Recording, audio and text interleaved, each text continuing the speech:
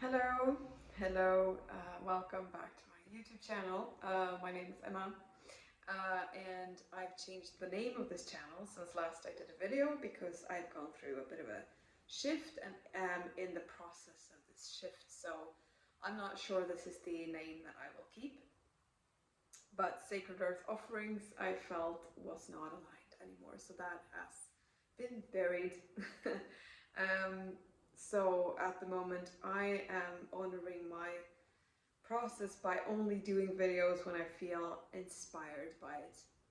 And today I woke up and felt very inspired, and the coming planetary shift this is the new moon coming, and we have also Mercury retrograde on the same weekend, pretty big. So I woke up and felt, yes, I want to talk about this today. So here we are.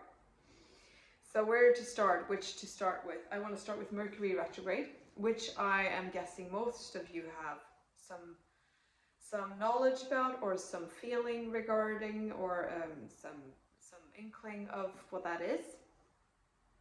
Mercury, when a planet goes retrograde, it means that it's, to our vantage point, it moves backwards in the sky. Even if they don't really move backwards, it's just in their elliptical orbit, it looks like they're retreating and then moving forward. And because we are affected by how they move energetically, and there's pull and push and all these things, that creates an energy of backward energy, or introverted energy. Generally speaking, when a retrograde happens, regardless of the planet, we're guided to move within a bit more. Things can feel like they move slower.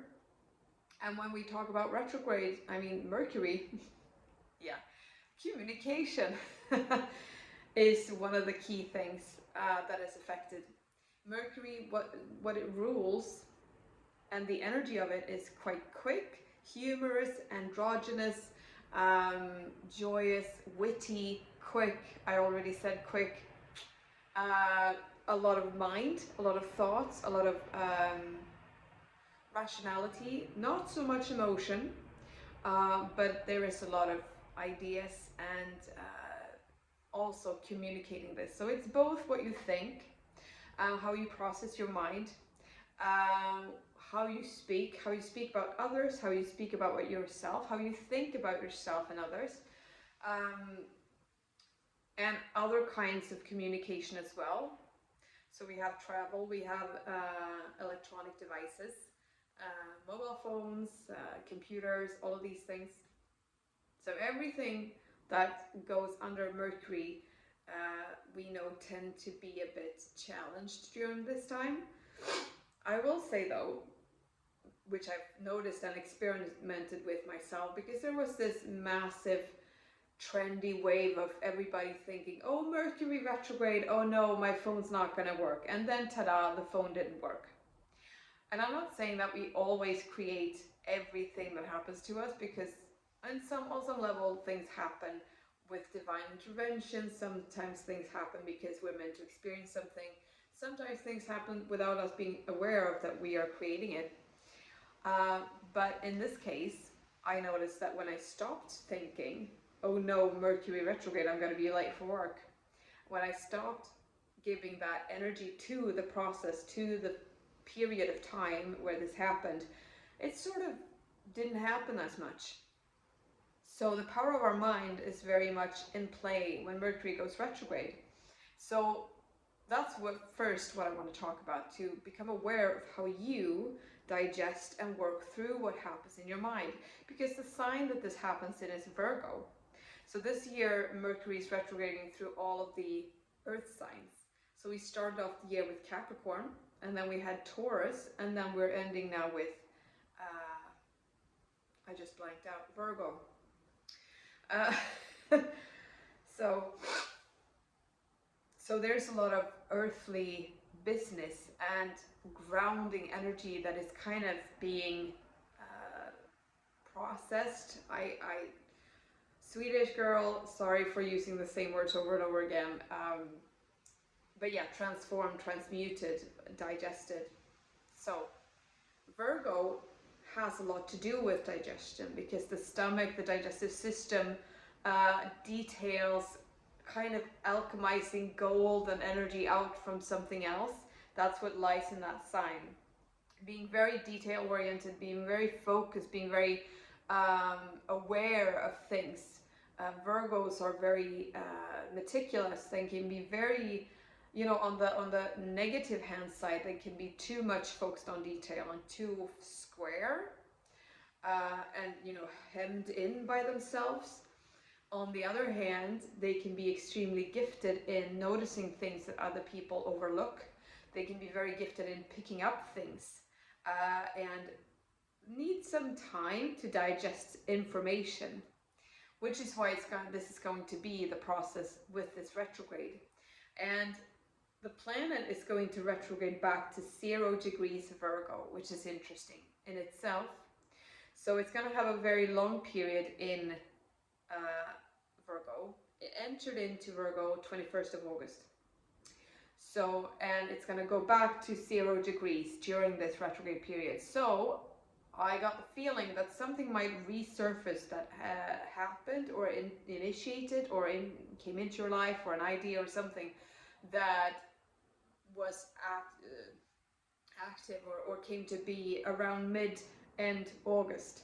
So be a bit open to things might coming back to you, an idea, a thought, something that you started on end of summer. This might be coming back to have another go, or you need to rethink, or you need to revisit some idea or something that you're processing. So this might be occurring. The retrograde is between the 10th of September and the 2nd of October. And then it's going to be, Mercury is still in Virgo until the 27th of October. So it's kind of a long period of digesting communication. So I feel on the one hand, I want to go quite deep into my own thought and my own mind, and how I deal with communication, how I deal with my own thoughts. I want to go deep into how I speak about others, what I hear. I feel like my ears are going to be sharpened. I feel like I might need more time to understand what's going on, to lay the groundwork with myself. And there's a lot of healing going on as well. So there might be a lot of healing in regards to how you speak about yourself. Be open to letting go of all thoughts that don't suit you, that doesn't have the healing quality that you're worth. So this is going to be one aspect of it. There's a lot of Mercury is also ruling Virgo, so it's in its ruling house, it's in its home. So I feel like it's going to be quite it's not going to be so difficult. That's not my feeling anyway. I don't know what other astrologers feel, but I'm going with my intuitive. When I do these videos, I meditate, and then I kind of welcome the planet into my energy field, and then I speak with the planet, which is why videos can be very different depending on the planet that I'm working with at the moment. And I feel quite a lot of soft, nice energy with this. I feel like I want to really care for myself, and I feel like I want to have like a fuzzy blanket over my mind. And you know, there might be somebody who watches this who has quite an aggressive mind towards oneself, towards yourself. If you have a lot of negative thinking, if you have a lot of anger towards yourself, this is the period to revisit, to rethink. How can you find a forgiving space? How can you digest this? How can you actually move from taking something in, digesting it, and creating something else out of it? How can you create something inspiring, something that is a key to move on to something new? Because Mercury is all about ideas and creating and you know, expressing. So yes, that's that. So I'm gonna move on because I feel like I've exhausted Mercury now. So okay, new moon. The new moon is in Aquarius, which the sun is in Leo at the moment. And I'm speaking about Vedic astrology. I'm sidereal Vedic astrology. So the planetary alignment that I have might not match the Western, but that's because the Vedic follows how the planets astronomically move. So this is where they are. If you want to look at the sky now, you would find the moon in the constellation of Aquarius. Anyway, so the nakshatras are the things that we look at a lot when it comes to moon placements. And the nakshatras are these 27 lunar stations that the moon moves through the signs. That is called the lunar wives, or the lunar stations. And they give kind of an in-depth energy and a little bit more information to what's happening. And this is a Purva Bhadrapada is what it's called. And Aquarius generally has a lot of intellectual frequency, a lot of knowing, knowledge, search for knowledge. It's ruled by Uranus and Saturn.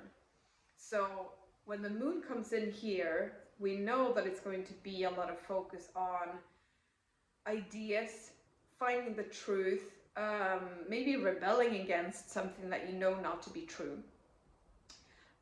Having a new beginning when it comes to what you believe in, and actually finding some truth in something where you want to find truth. I don't know.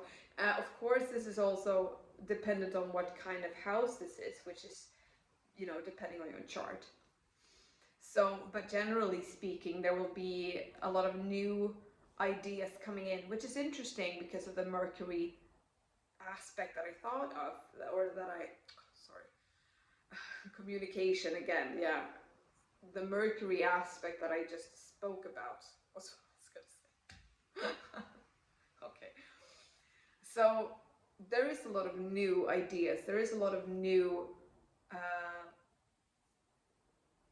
thought patterns, things initiating that can create a new wavelength in your own view of things.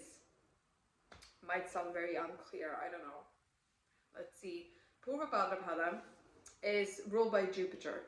So at the start we have a very intellectually based nakshatra.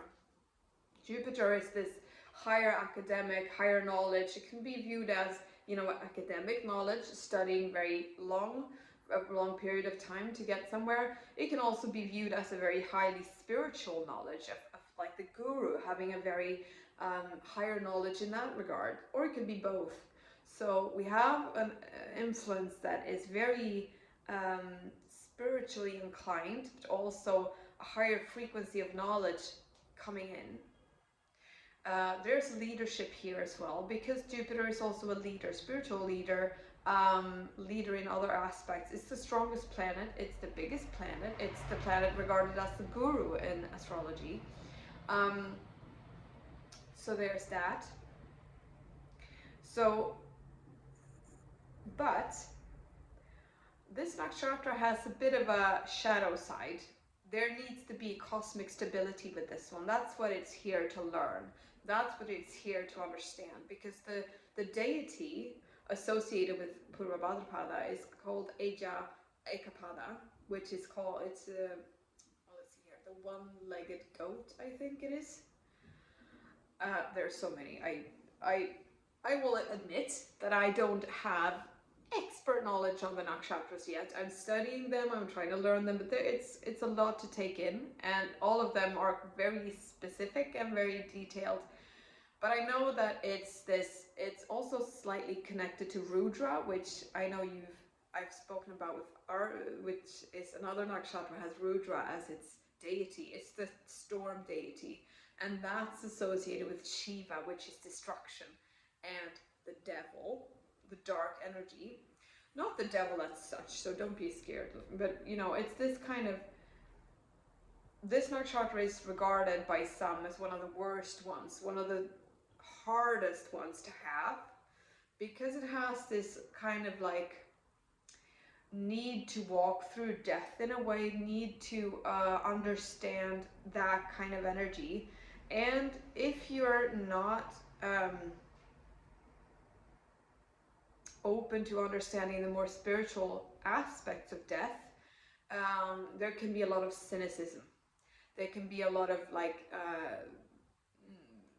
slight bitterness maybe. So this new moon can be a bit of an emotional ruckus of feeling like I want to let go of things. So on the one hand, which I feel might for this new moon space, is that there is a lot of death. There is a lot of need. There is need for things to be let go of, for new knowledge, for new intellectual energy to be able to come through. There is opening for cosmic stability. There's an opening for leadership because the sun is in Leo, and the animal symbol connected to this nakshatra is a Leo. Oh my god, lion. Mercury, don't do this to me.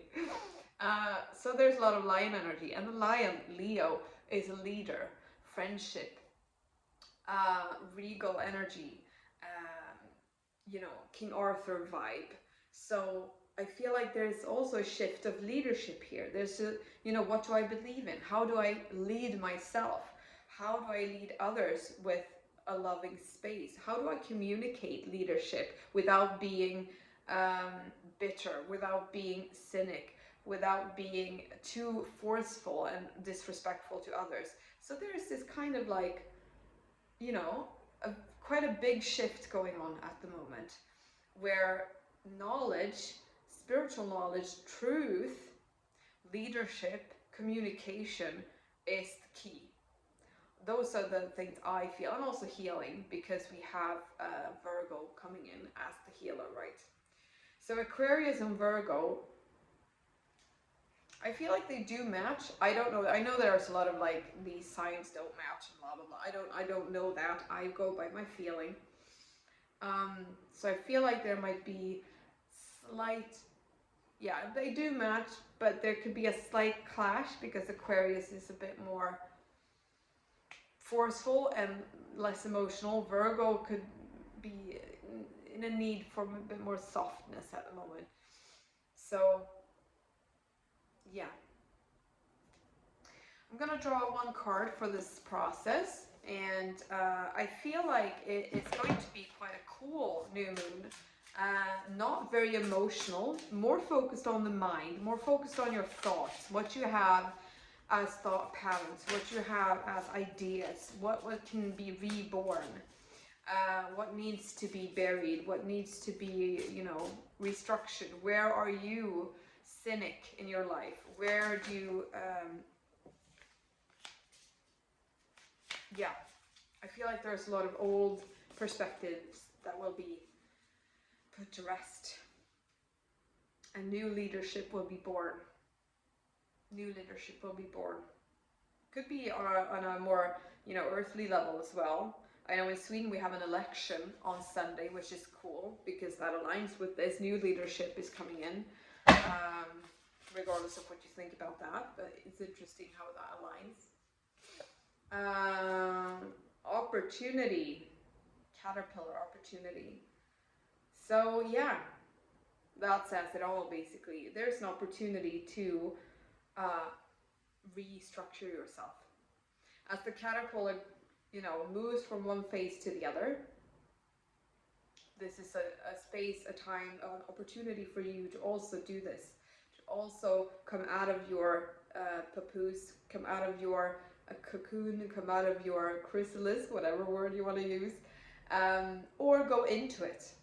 I mean, it could also be that you need to kind of come into this space of healing to, you know, shield yourself as you move through what it is you need to be restructuring. It doesn't have to be that you need to, you know, express everything. It is an introverted, inward energy. New moon is also inward energy. Full moon is extroverted energy. So it is a lot of energy towards in. Go in, what you feel, what you think. How do you think? What is that? How does that influence how you feel? And be, you know, keep your integrity close. Keep your integrity intact, and choose what you share with others. So yeah, Thank you so much for listening to this, and I hope you found it interesting. If you did, leave a like, a comment if you have any questions, and subscribe. We'll see when I do my next video, when I feel inspired. But yeah, it was nice to do this one. So sending you love, and hope you have a beautiful day. Bye-bye.